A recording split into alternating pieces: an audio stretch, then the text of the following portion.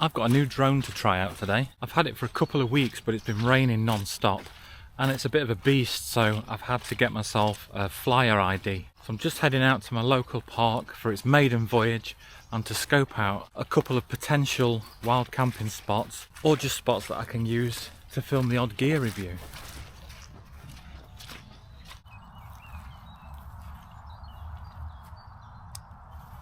So the drone is from a company called Ruko, and it's the F11 GIM2 or GIM2 drone that they've sent me. And it's a really nice little case that it all comes packed in. So we've got a controller, we've got the drone itself. So this has got a battery pre-installed. There's the spare battery. You get a spare set of blades, and then we've just got all the cables. Somebody's already flying a model plane up there. I don't know if you'll see that on video or not. You could probably hear it though. So we'll have to be careful not to crash into that when we get airborne. Alright, so let's get set up with this controller. So this is how it comes. We've got a couple of joysticks in the bottom there. And you do get a couple of spare ones of these as well, because they are easy to lose. So we'll slide the phone in. So we're plugged in. I haven't turned the controller on yet. We'll start up the drone app and we'll turn the controller on, and then that says connecting on the screen at the bottom there, so we'll get the drone turned on. Now we've obviously not flown this yet, but I have opened it up and had a quick look at it to install the memory card and to put my stickers on for my operator ID. And one thing I will say straight away is the quality of this thing just feels really good. It feels solid. It is heavy, which is why you need your flyer ID. But that kind of, for me, gives me a little bit of confidence in the thing. And when you open the arms, they just feel solid. The memory card goes into the bottom of the drone there. Battery just clips on. There's a button on each side to release it. And then your USB-C connector there to charge it. And the power button's on the top. Let me just remove the gimbal protector to get the camera. Now the camera on this is obviously on a gimbal. It's a 2-axis gimbal. The camera itself is a 4K camera, and it'll do 30 frames a second. But as I've said before in previous videos, it's not always about the sensor size and the resolution of your video. It's more about the quality of what it looks like, your lens and all that sort of stuff. So I'll talk more about the video quality and stuff later, but let's get this thing in the air. Drone's on, so let's see how long that takes to connect. Okay, so now we're connected. This is talking me through some calibration. So it's saying place the aircraft 1 meter high on the ground and rotate it horizontally for 2 to 3 times. Okay, so it's just asked me to spin the drone around a few times. Now it's asking me to format the SD card, but I can see already a preview of what the camera can see on there. And then to take off, it's the usual 5 and 7 positions on the joystick.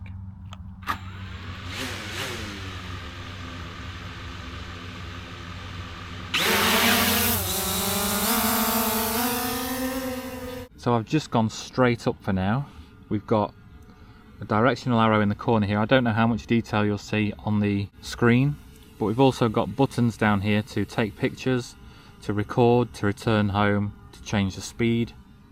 So if I go speed, I can see I've got sport mode, camera mode, and normal mode. Each battery gives you 28 minutes of runtime, so I'm going to fly around and do a few things. I'll stick some footage in now that you can have a look at, and then we'll bring it back and tell you about some of the features.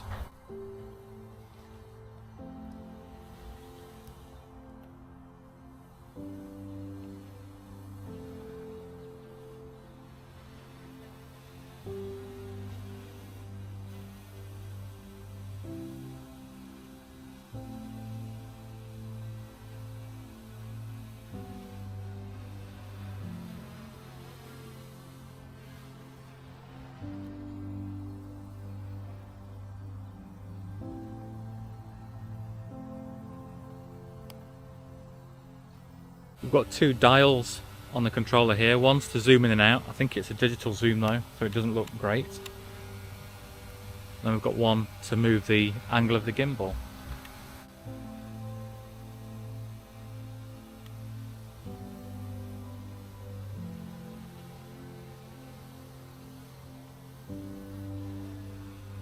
So just to give you a few of the key features of this Ruko F11 GIM 2 drone, it's got level 6 wind resistance, which is anything sort of 25 to 31 mile an hour, and that's classed as a strong breeze. It does come with the 2 batteries, as I said. Each one takes 4.5 hours to charge up, and it'll give you 28 minutes flight time. It has got modes on it for following you, following waypoints, or orbiting and circling around you. I haven't got to those yet, but I will do. I'm still on sort of beginner mode. The maximum distance it will go is up to 9,800 feet, which is almost 2 miles, but the rules in the UK say that your drone always has to be within line of sight, so that's kind of an irrelevant feature for us in this country. Just while we're talking about rules, for 2024, you're not permitted to fly higher than 120 meters. You need to keep line of sight with the drone at all times. You need to be a minimum distance of 50 meters from any uninvolved people, so people that don't know that you're out with the drone and that you're filming. And any drones weighing 250 grams or more must be operated at least 150 meters away from industrial areas, residential zones and other built-up locations. And as I said, for this drone, for me, I had to get a flyer ID. So you need an operator ID for any drone, which just links the drone to you as a person. The flyer ID is a little bit like your driving license in that you get a number that says that you've gone through the motions, you've done the test. It's a multiple choice test and you've passed, and you've therefore got flyer status. The flyer ID is free to get. It's a multiple choice exam / quiz type thing. It took me about half an hour to do because they give you all the reading materials up front and you can refer to them as part of the test as well. That lasts for 5 years. The operator ID is £10 a year, but these rules are changing all the time, and I'm obviously not a lawyer, even though I look like one. So make sure that you look up the rules yourself before you take any drone out and fly it. Don't blame daily. For storage, it uses the little SD cards, and it supports cards up to 128 gig. One thing to bear in mind as you're learning with this drone and flying it around is there's no obstacle avoidance built into it. So again, that line of sight thing's really important so that you don't just go crashing it into a tree or anything else and losing it. In terms of the price for this drone, Ruko have given me a 35% discount code that I'll put in the description of the video, and with that it comes in around the £300 mark for this whole kit. I say around because the pricing is in dollars, and obviously with exchange rates and however you decide to pay, you might have to pay processing fees and stuff on top of that. I think it is on Amazon as well, so I'll put Amazon links in there for you, but £300 for a drone with these features and of this sort of quality I think is pretty decent. It all comes down to the footage. Now if you follow the channel, you'll know that I've got a Hover Air X1 drone as well, and for that one it just weighs like 150 grams, so I throw it in my bag for any hike or wild camp. This is obviously a lot more bulky and a lot heavier, so it's more of a considered carry, and I will have to think about whether I take this on each of my individual hikes and camps and whether it's worth carrying these two things separately. Obviously I won't take the big case to get any special drone shots or footage that I need.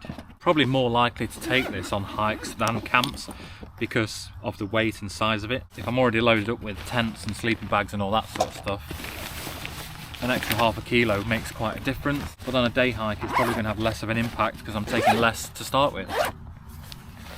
I'll have a look at the footage and see if I can see any of those camping or filming spots, and I'm hoping it's better quality than what it looks like on the screen. I think on the app you just get like a low res preview of what the camera's seeing because it's a live feed. It gets compressed. I'm hoping the quality of the video that I pull off the memory card is pretty decent, especially for that price where you're competing with the sort of DJI Mini SE or Mini 2 or something like that.